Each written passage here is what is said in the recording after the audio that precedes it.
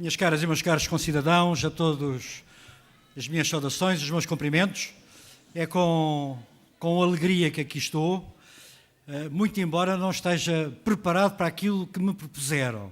Mas mal estará um membro de um governo, ou seja, mal estará um autarca, quando não está preparado para aquilo que lhe aparece no início de cada dia. E eu confesso que continuo-me a sentir muito mais um ex-autarca que propriamente um secretário de Estado. E pronto, e mesmo com esta idade ainda sou enganado. E por isso eu julgava que íamos ter aqui um diálogo com alguém, que as coisas são muito mais fáceis, e por isso ao chegar aqui disseram-me, não, vais é ter que fazer ali uma intervenção de encerramento, e eu assim farei. Permitam-me que digamos, a experiência que numa intervenção de encerramento se faça um balanço daquilo que foi este dia, que tenho a certeza absoluta que foi um dia enriquecedor. Acontece que eu andei por outras freguesias para chegar a esta freguesia há um quarto de hora atrás. E daí que só tenha assistido a um quarto de hora deste diálogo que se passou aqui. E se o dia foi igual, parecido ou idêntico, possivelmente melhor, que este diálogo entre estas ilustres personagens, foi um dia muito, muito bem passado e muito melhor que o meu dia que eu estive até aqui a chegar a esta hora.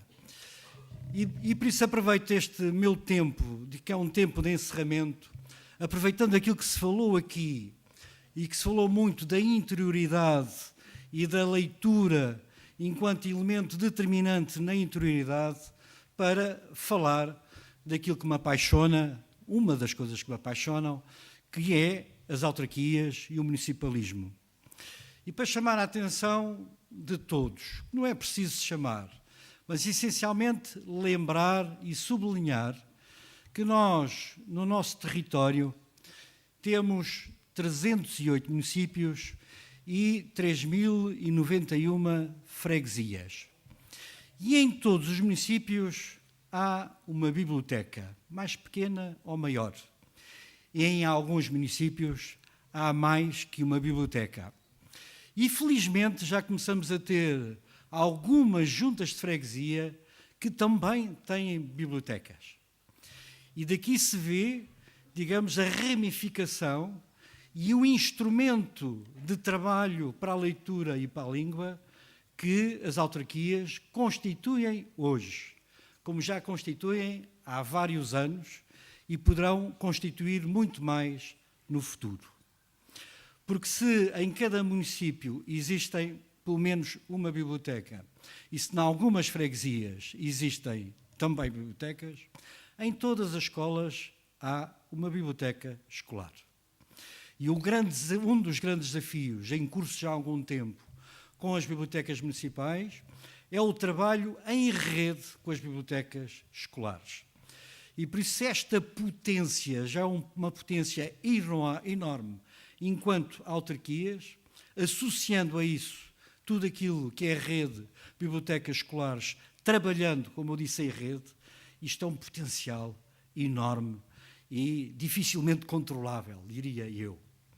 E os dias do amanhã, que espero que sejam um amanhã muito próximo, trarão, digamos, já à realidade um dogma muito político, mais ou menos na atualidade, que é a descentralização de competências da administração central para a administração local e a educação, nomeadamente, tudo aquilo que está em torno do edifício escolar, excepto os currículos e excepto a própria colocação de professores, passará também para a administração das autarquias e, por isso, a ligação entre as bibliotecas municipais e as bibliotecas escolares e a sua interação será, digamos, muito maior, muito mais reforçada, para não dizer que será institucionalizada.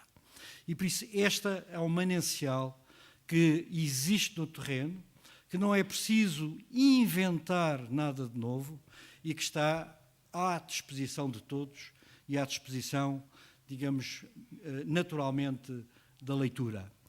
E aquilo que as bibliotecas fazem hoje, desde o leitor diário da revista ou do jornal, ao leitor especializado nesta ou naquela matéria, é um trabalho enorme, é um trabalho que não se vê, é um trabalho que envolve, durante um ano, milhares e milhares de entradas e é um trabalho muito significativo. E é um trabalho que tem tudo para se fazer mais e melhor, com a especialização dos bibliotecários, e tem havido esse cuidado, com o trabalho, digamos, em rede, como também para a criação de catálogos em rede entre as bibliotecas escolares e as bibliotecas municipais. Eu costumo dizer que cada autarquia é um mundo, com coisas boas e coisas más, como tudo na vida. Mas aqui as coisas boas suplantam em muitas coisas más. Mas nesta matéria em si, tem sido muito e bom o trabalho que tem sido feito, um trabalho que a maior parte das vezes passa despercebido à maior parte das pessoas, mas é um trabalho e é uma rede que deve ser mais bem aproveitada, melhor aproveitada, porque tem dado muito, mas também tem muito para dar. E por isso, minhas caras amigas, minhas caras e meus caros concidadãos, aproveito este tempo, que é um tempo de encerramento de uma jornada, para também ser um tempo de abertura para esta realidade, que é uma realidade existente, que deve ser, digamos, não acarinhada porque ela é, mas deve ser potenciada, porque as pessoas estão ávidas disso mesmo, de participarem em projetos comuns que ponham o livro e a leitura ao cimo de tudo e que envolvam cada vez mais as comunidades municipais, comunidades educativas, em torno disso mesmo, que é ler, ler melhor, ler mais. Muito obrigado pela vossa atenção. Boa tarde. É um prazer estar aqui. Escolhi uma imagem para começar a falar convosco esta tarde e preparei um texto. Aprendi a ler com 5 anos numa escola pública. Até há pouco tempo não prestei especial atenção ao facto de ter aprendido cedo e ter aprendido bem. Fiz o primeiro ano, que então se chamava primeira classe, 2 vezes.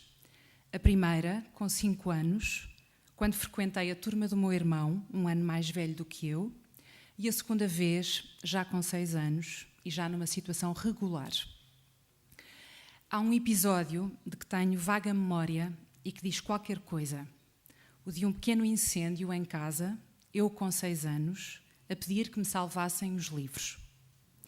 Pode ser que eu tenha querido ir mais cedo para a escola por gostar de livros, por ter gosto em aprender. Pode ser que eu tenha querido ir para a escola para acompanhar o meu irmão mais velho e não ficar em casa com a minha irmã, que então tinha meses. Entre a minha vontade e ciúme e a cumplicidade de uma professora que deixou que eu frequentasse a escola um ano antes do permitido, aprendi a ler cedo.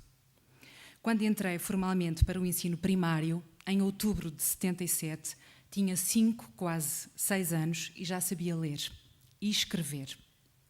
Penso que isto me deu um conforto e uma confiança importantes e, sobretudo, um prazer associado à escrita e à leitura. Não posso reconstituir com segurança, mas arrisco dizer que ler e escrever surgiram sempre juntas no meu imaginário. Desculpem abusar do uso da primeira pessoa, mas gostaria de contar daquela vez, na 3ª classe, em que fiz uma redação sobre um passeio à Senhora da Penha, em Guimarães. Era uma descrição vívida, tinha o verde do parque, as atividades desse domingo, o cheiro, talvez a alegria. Qualquer coisa deve ter parecido excessivo à minha professora, que duvidou que tivesse sido eu a escrever e pôs a hipótese de a redação vir escrita de casa. Não vinha. A minha casa não era uma casa de leitura. E a minha avó querida, materna, era analfabeta. Pensei na minha avó quando concluí o meu mestrado e quando me matriculei no doutoramento na Universidade Nova de Lisboa. Sinto uma gratidão pelo país, por todos os que pagam impostos e pelos governantes que implementaram políticas de promoção de serviços públicos de qualidade, sobretudo na educação e na saúde. Fiz toda a escolaridade em escolas públicas com a certeza de que ter um serviço público de qualidade, gratuito, universal, ou tendencialmente gratuito, são uma expressão do que é ser civilizado, evoluído e justo. Que pena que a minha avó tenha crescido num tempo em que a educação não era uma prioridade ou sequer uma possibilidade ao alcance de todos, e ainda mais para as mulheres. Esta reflexão que hoje se levou aqui a cabo não é sobre a discriminação de que as mulheres são alvo, ainda hoje, nos mais diversos setores da vida em sociedade. Mas como feminista que sou, empenhada num sistema que faz da democracia uma palavra viva, e como cidadã que paga impostos e que luta pela utilização desses impostos em serviços públicos que não deixem alguns pelo caminho, não posso deixar de o dizer e de recordar a minha avó. Dizer é uma forma de combater.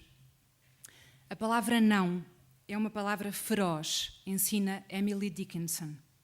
E eu quero dizer não a um tempo de injustiça social e de discriminação de género. Quero recordar mulheres como a minha avó, que não encontraram lugar na escola, para, desta maneira, as lembrar que, apesar do espaço, quero recordá-las e quero lembrar que, apesar dos passos gigantescos que demos nestes 43 anos, há um caminho importante para fazer. E tão útil esta reflexão que nos aponta novos caminhos. Os desafios são outros, mas a persistência na ação é a mesma. O título desta jornada, organizada pela Teresa Calçada, que gostaria particularmente de saudar, incita-nos a olhar para o presente e para o futuro. E neste exercício obrigatório e difícil, tento não perder de vista o lugar de onde venho. E por lugar quero dizer a família, a cidade, o país, o tempo, o corpo próprio, a minha identidade. Somos estas raízes, um território sempre movediço, em devir, como ainda agora ouvi, feito com os contributos de muitos. Uma compreensão do mundo sempre imperfeita, é aquela que nós fazemos, e temos ficções que construímos, a miúdo, acerca de nós próprios.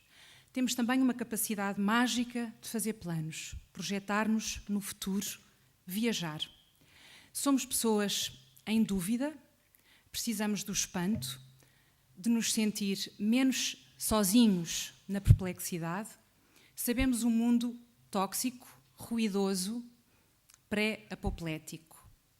Eu preciso de ler para me sentir menos confusa, menos ansiosa, para compreender e incompreender, se posso dizer, para sair de mim e para me recentrar em mim. A metáfora da viagem, ou a metáfora da leitura como viagem, está talvez um pouco gasta, mas continua a ser para mim uma ideia poderosa. A de que, através da faculdade da imaginação, a partir de um conjunto de signos, da clarificação e da estranheza, o mundo se torna menos opaco e o meu mundo interno se abre, se expande, se transforma, é engrandecido por causa dessa ação, absorve e expulsa, integra, está em processo, ou seja, é vivo. A leitura é um lugar de partida. Do que mais gosto é de não saber onde vou dar, da aventura de não conhecer o destino. E quando parece que chego, essa outra coisa é que é linda, está sempre adiante. Aprender tem que ver no meu glossário com o desconhecido. Ou, para citar Milor Fernandes, cultura é tudo o que amplia a minha ignorância. O mesmo se pode dizer da leitura. É porque leio que eu sou mais consciente da minha ignorância. É porque escrevo e leio que o meu mundo se torna, para citar Camões, um largo mundo alumiado. Sou afortunada se encontro mestres que me sugerem portas, caminhos. Sublinho, sugerem, em vez de uma imposição ou uma indicação firme, assertiva. E me dão as ferramentas para que eu possa abrir outras portas, encontrar outros caminhos, tornar mais largo o meu mundo. Uma subtileza iluminante é uma qualidade rara, preciosa. Conhecia com a professora Maria Filomena Molder, minha mestre, que um dia, estava eu no 2º ano da faculdade, trouxe Dante para uma aula de filosofia medieval.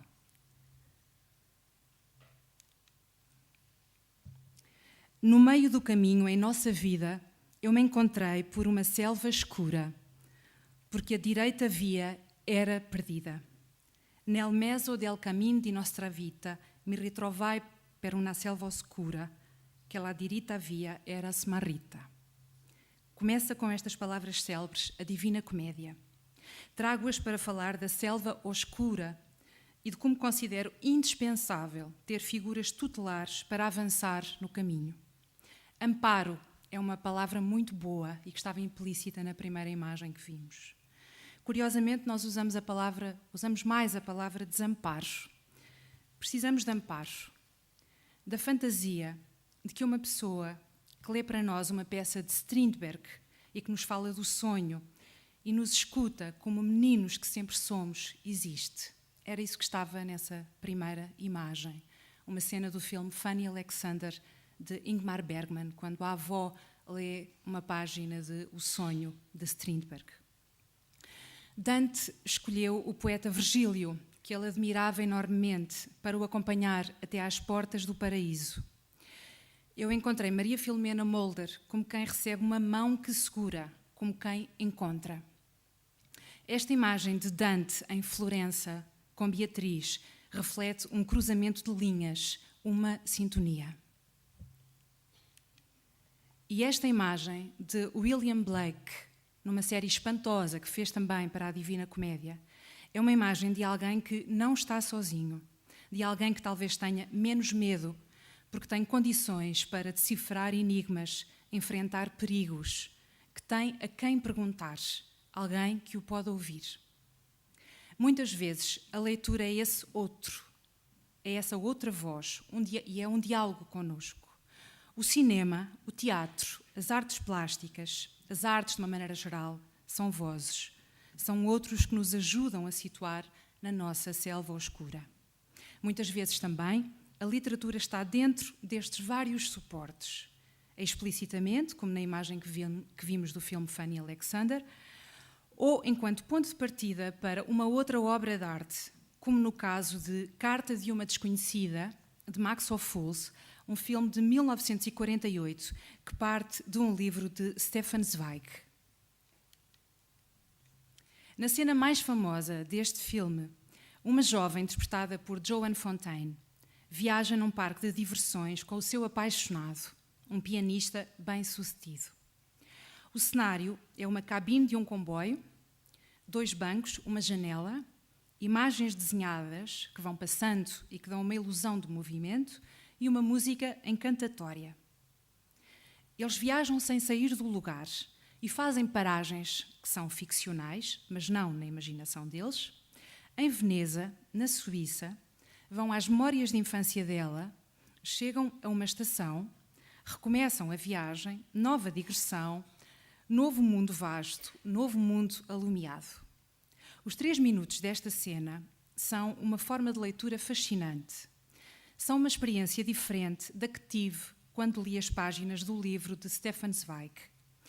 Mas apesar de serem mais taxativas, como o cinema sempre é, porque tem cara e lugar e uma configuração que não esquecemos mais, mostram como a memória, ter um enredo, criar e contar uma história, são um aliado precioso para a vida, são formas de salvação. Aquela personagem não mais estará sozinha enquanto puder recordar o pai, como recorda naquele banco de comboio junto do seu apaixonado. Eu não me sinto sozinha porque sou um ser narrativo, porque aprendi a ouvir a história do mundo, porque tento escutar e escrever a minha história. Paula Rego, a nossa maravilhosa Paula Rego, quis que o seu museu se chamasse Casa das Histórias. Por isto mesmo. Frequentemente, ela fala da importância de ter uma história para começar a desenhar e a pintar. Ela fala da singularidade dos nossos contos tradicionais. Ou seja, fala de identidade individual e coletiva. Vou ler um excerto de uma entrevista que lhe fiz quando da inauguração do museu. Vi no outro dia na televisão um programa com umas velhas e uns velhos a contarem histórias antigas portuguesas, algumas bastante obscenas. Essas histórias são uma grande, grande influência. A Gulbenkian, graças a Deus, deu-me 6 meses de dinheiro para eu poder estudar contos folclóricos. Estudei os italianos, estudei franceses, estudei portugueses. E não há como o conto português. Porquê? Há neles uma espécie de brutalidade bela, que não há em mais sítio nenhum. O grande mestre disso foi o Leite Vasconcelos, etnógrafo que fez a recolha de contos populares e lendas. Temos essa tradição oral que vem do passado, de uma beleza mórbida. Essa beleza só existe aqui e tem a ver com a vida portuguesa de agora, não tem a ver só com o passado. Por isso chamam a isto a Casa das Histórias, está a compreender? Não é porque os quadros contem histórias. A mim, todos os quadros contam histórias. Essa crueldade bela é uma tradição a que ninguém liga nenhuma. Tento que os meus bonecos tenham uma ligação com essa coisa portuguesa. E é só isto que quero dizer. Isto foi o começo da entrevista. Eu gosto desta brutalidade bela de que fala Paula Rego. Gosto de, com ela, na pintura, lendo a pintura, apurar o ouvido, apurar a minha capacidade de ler. Como já disse antes, ler é para mim um lugar de partida. E ler é, frequentemente, um detonador da experiência da escrita. Uma escrita mais elaborada, reflexiva, minha, que ganha autonomia em relação ao objeto de onde provém, ou uma escrita que funciona como comentário direto do objeto sobre o qual me debruço. Gosto de escrever sobre os livros que estou a ler. Dir-se-ia que o faço desrespeitosamente, porque escrevo com a caneta que tenho à mão e me aproprio da página como se ela fosse uma folha onde posso anotar o que é convocado por aquela leitura.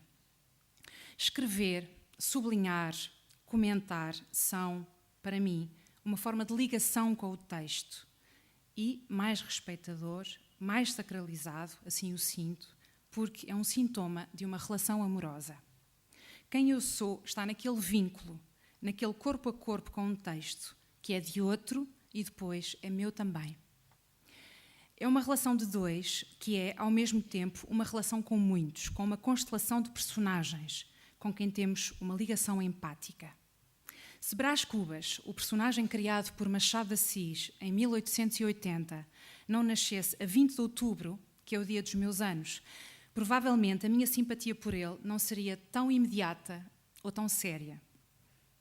E se não fosse por causa dele, que não existe de veras, nem nasceu no dia 20 de outubro, a não ser no instante criativo de Machado de Assis, eu não iria à rua de Brás Cubas, no Porto, encontrar numa placa a existência de um Brás Cubas que existiu de veras e que fundou a cidade de Santos, no Brasil, no século XVI. Como é fácil supor, Brás Cubas, para mim, é o outro, e não este, conhecido pelos seus feitos e valentias num tempo longínquo. O Brás Cubas com quem me dou foi criado por um mulato que se afirmou numa sociedade ainda de matriz esclavagista, como era o Brasil então. Ele cita Shakespeare, traz uns fumos de Schopenhauer, vive no aroma de uma flor amarela e mórbida da melancolia, falta-lhe ímpeto cesariano, conquistador, que ele encontra na escrita das suas memórias uma forma de se relacionar com a eternidade. Ele teve uma vida falhada e encontra no exercício da escrita uma maneira de se perpetuar, de nos ligar ao seu nome e a uma biografia. Foi assim que o li na minha dissertação de mestrado. Suspeito que vai acontecer o mesmo com Bentinho e Capitu, que estão aqui, personagens que começo a entranhar no doutoramento que já avança, bem como Pedro e Paulo, os gêmeos de Esaú e Jacó. Esta imagem dá a ideia de como eles vivem já comigo. Há nela intuições, pistas, tentativas de desvendar qualquer coisa que não sei ainda. Sei que vou encontrar nestes personagens cintilações de quem sou, do que é o mundo, algo que me fará sentir mais acompanhada. Viverão em mim anos, como o Brás Cubas vive. E que prazer ler e ler e ler e não perceber ainda. Espero que vivam em mim com sofreguidão, que provoquem convulsão e que aconteça comigo o que Agostina explica na sua autobiografia quando descreve o ato da escrita. Abro aspas. Escrever é entrar no coração das pessoas, beber-lhes o sangue, avançando sempre, criando enredos e fazendo saltar os personagens das páginas. Há pouca gente que percebe que escrever é uma espécie de danação em que às vezes se têm encontros com Deus. Se substituirmos escrever por ler, o efeito produzido é o mesmo. E ler, que seja sempre um lugar de partida e um lugar de encontro. Obrigada. Boa tarde. Nós vamos dizer um diálogo da peça O Pato Selvagem, do dramaturgo norueguês Henrik Ibsen. É um diálogo que ainda está fresco na memória porque representámos esta peça há pouco tempo, numa encenação do Tiago Guedes. Entre outras coisas, é uma obra que nos coloca a questão até onde é que estamos dispostos a ir na busca pela verdade.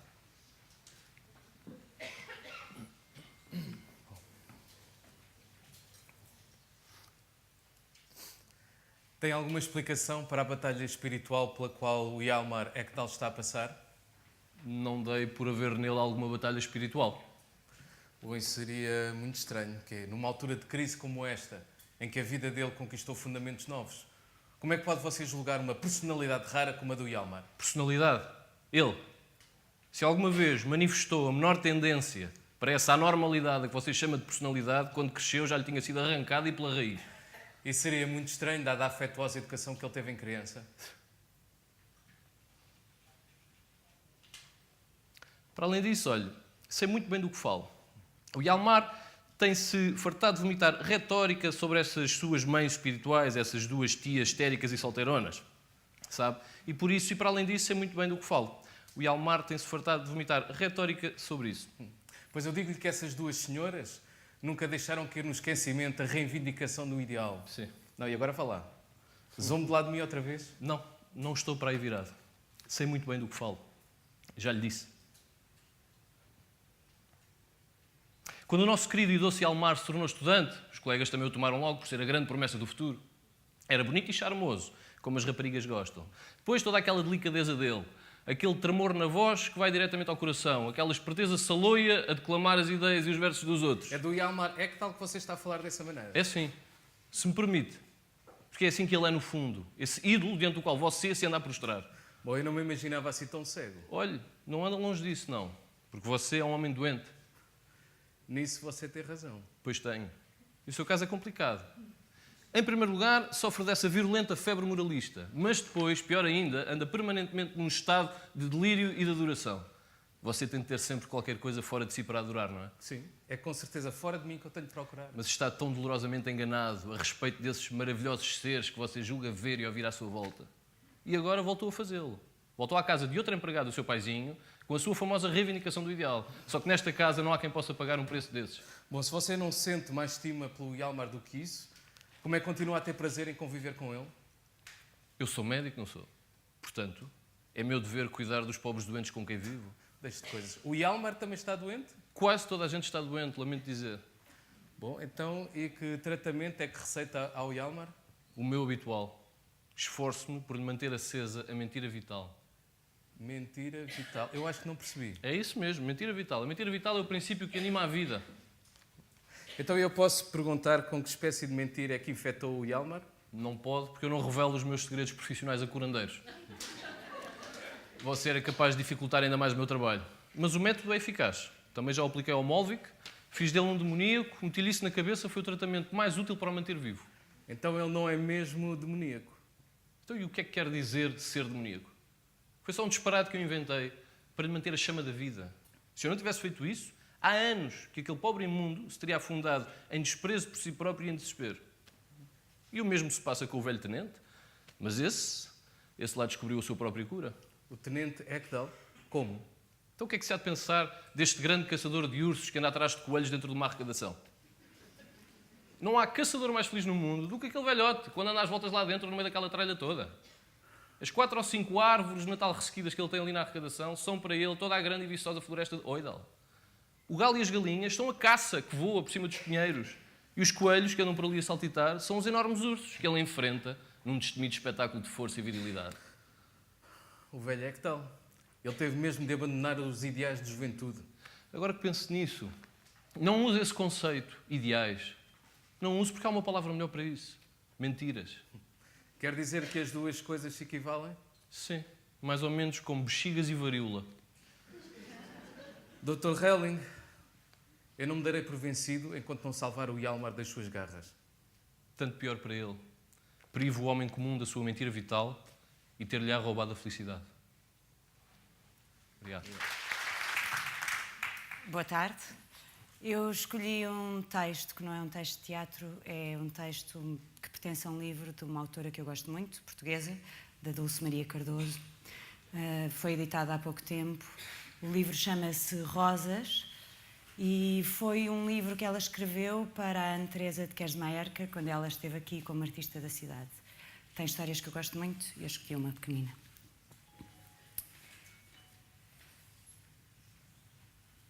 Na rua está muito frio, apesar do sol da manhã. Espreito pela janela, pelo vidro de uma janela. Lá dentro, numa sala, um homem e uma mulher nus. A nudez perturba-me. É feio andar nu. Ninguém anda nu, isso já me ensinaram e eu já aprendi. Mas não é a nudez o que mais me perturba. O mais perturbador é que os corpos não estão parados. Eu tenho a cabeça encostada ao vidro e começo a ver tudo embaciado. Aprendo mais tarde, na escola, que quando se respira liberta-se vapor de água pela boca e que o vapor se condensa em pequenas gotículas quando encontra a superfície fria de um vidro. Passo os dedos pelo vidro e o interior da sala volta a surgir como se eu estivesse debaixo d'água. Lá dentro não deve estar frio. Os corpos não estão parados, estão nus. Deve estar calor na sala. Julgo reconhecer o homem. Pai? Não pode ser o meu pai. Se os corpos estivessem parados, eu conseguiria ter a certeza. O movimento pode ser um esconderijo para os corpos ou um disfarce. O movimento e a nudez. A sala está molhada. Ou então o vidro, os meus olhos não. Os corpos continuam, não param, não se cansam, como os coelhos nas coelheiras ou os cães vadios nos baldios. Agora o que se embacia é a minha memória. Só que eu não sei como limpar este outro vidro. Não sei como voltar a ver para dentro daquela manhã. Alguém embacia a minha memória e eu não sei quem é esse alguém. Também não sei quem respira com a cabeça encostada à minha memória. Entre mim e a realidade, o vidro de uma janela. Sinto isso muitas vezes, mesmo quando não estou a espreitar, nem há vidro nenhum. Há vezes demais um vidro entre mim e a realidade. Já tentei partir esse vidro que existe vezes demais entre mim e a realidade, mas não consegui. Boa tarde, eu sou a Ana e sou atriz. E às vezes canto. Canto numa banda que se chama Real Combo Lisbonense, que tem 3 cantoras, a Ana, a Joana e a Margarida. E há uma música que a Margarida canta que eu adoro e que eu nunca pude cantar, porque é a Margarida que a canta. Mas a Margarida canta a música muito bem, mas eu gosto muito daquela música e nunca a cantei para público. E hoje vou vingar-me e vou cantar à capela, mas vou cantar esta música que é da Carmen Miranda e que se chama Escrevi um Bilhetinho. La, ya, ya, la, ra, ya, ra, ra, ya, ra, la, ra, ra, ra. lararaia, larararaiaraia. Escrevi um bilhetinho para o meu amor, numa pétala de rosa perfumada. Escrevi um bilhetinho para o meu amor, numa pétala de rosa perfumada. E entre as páginas do livro de recordação, a pétala secou e do nosso amor nem a saudade ficou. Hoje sozinha no mundo vivo a minha vida, tristonha, arrependida. Sei que o amor quando morre deixa uma semente no coração da gente. Mas se amar é sofrer, eu prefiro viver sem querer bem a ninguém. Escrevi um bilhetinho para o meu amor, numa pétala de rosa perfumada.